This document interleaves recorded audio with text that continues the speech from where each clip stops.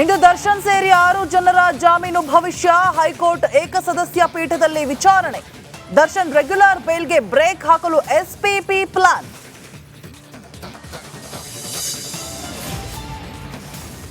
ಸಿದ್ದು ಸಂಪುಟಕ್ಕೆ ಶೀಘ್ರದಲ್ಲೇ ಸರ್ಜರಿ ಸಾಧ್ಯತೆ. ಹೈಕಮಾಂಡ್ ನಾಯಕರ ಜೊತೆ ಸಿಎಂ ಡಿಸಿಎಂ ಚರ್ಚೆ. ರಾಷ್ಟ್ರ ರಾಜಧಾನಿಯಲ್ಲಿ ನಾಯಕರ ಮಾತುಕತೆ.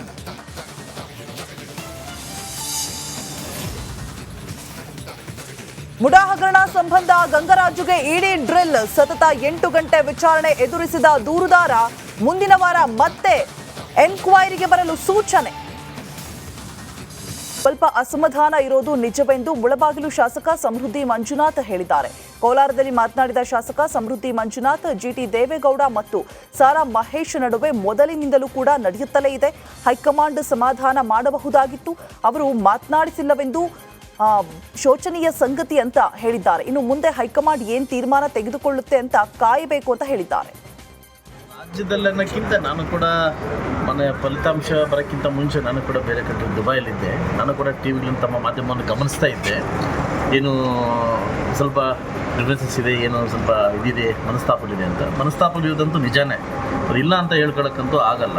G T Devegowda versus Sara Mahesh ಬಗ್ಗೆ ಏನು ಇವತ್ತಿಂದ ಮೊದಲಿಂದ ನಡೀತಿರ್ತಕ್ಕಂಥ ವಿಷಯ. ಸೊ ಈಗಾಗಲೇ ನಮ್ಮ ಹೈಕಮಾಂಡ್ ಒಂದು ಸಮಾಧಾನ ಮಾಡ್ಬೋದಿತ್ತು. ಯಾಕೆ ಜಿ ಟಿ ದೇವೇಗೌಡ ಹಿರಿದಿದ್ದಾರೆ, ಅದು ಅನುಭವಿಗಳಿದ್ದಾರೆ, ಕರ್ಕೊಂಡು ಮಾತಾಡ್ಬೋದಿತ್ತು. ಅವ್ರನ್ನ ಹೋಗಿ ಮಾತಾಡಿಸಿಲ್ಲ ಅನ್ನೋದು ಒಂದು ಶೋಚನೀಯ ಸಂಗತಿ. ಖಂಡಿತ ಅನ್ನೋದು ಮಾಡ್ಬೋದು.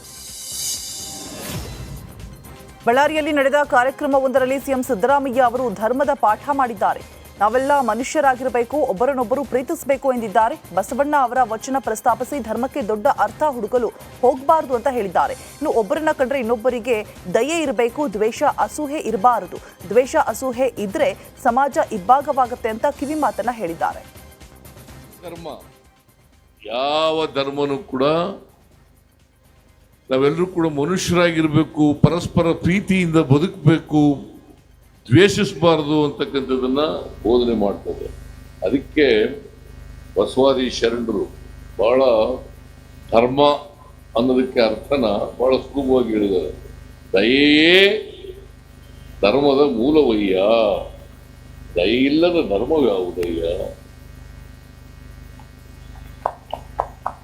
ಧರ್ಮಕ್ಕೆ ಏನು ಬಹಳ ದೊಡ್ಡ ಅರ್ಥ ಹುಡ್ಕಕ್ಕೆ ಹೋಗ್ಬಾರ್ದು.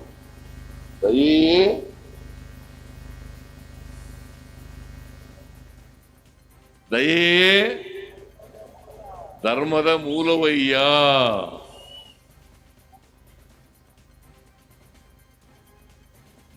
ದಯೆ ಇಲ್ಲದ ಧರ್ಮವ್ಯಾವುದಯ್ಯ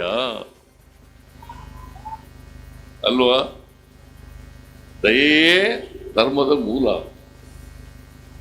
ಅದರಿಂದ ಸ್ಪರ್ಧಾತ್ಮಕ ಪರೀಕ್ಷೆಗಳಲ್ಲಿ ಕನ್ನಡಕ್ಕೆ ಅವಕಾಶ ವಿಚಾರದ ಬಗ್ಗೆ ಹಿರಿಯ ಸಾಹಿತಿ ಗೋರು ಚನ್ನಬಸಪ್ಪ ಮಾತನಾಡಿದ್ದಾರೆ.